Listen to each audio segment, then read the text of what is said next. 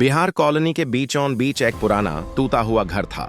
सालों से वहां कोई नहीं रहता था। लोग कहते थे कि वहां एक भूत रहता है।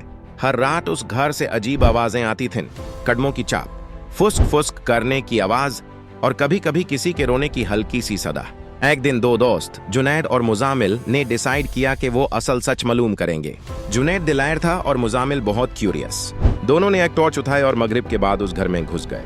हवा ठंडी थी और जमीन उनके कदमों के नीचे किरकिर कर रही थी।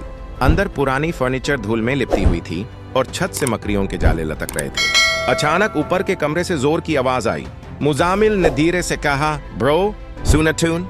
जुनैद ने सिर हिलाकर कहा, चलो देखते हैं।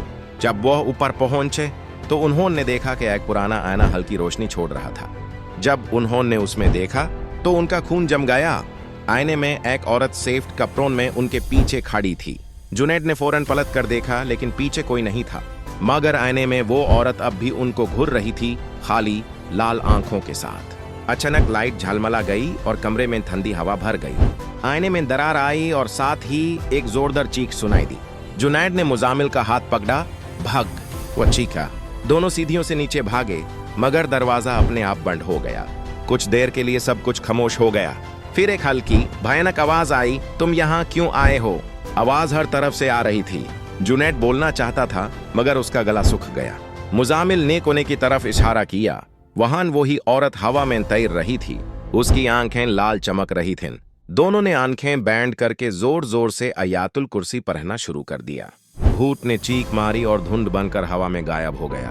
दरवाजा खुद ब खुद खुल गया और दोनों जान बचाकर भाग गए।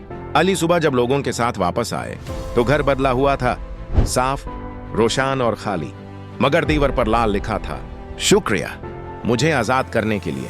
उस रात के बाद उस घर से कभी कोई अजीब आवाज नहीं आई, लेकिन जब हवा तेज चलती है, लोग कहते हैं कि उन्हें हल्की सी फुसकाहट सुनाई देती है। जुनैद, मुजामिल,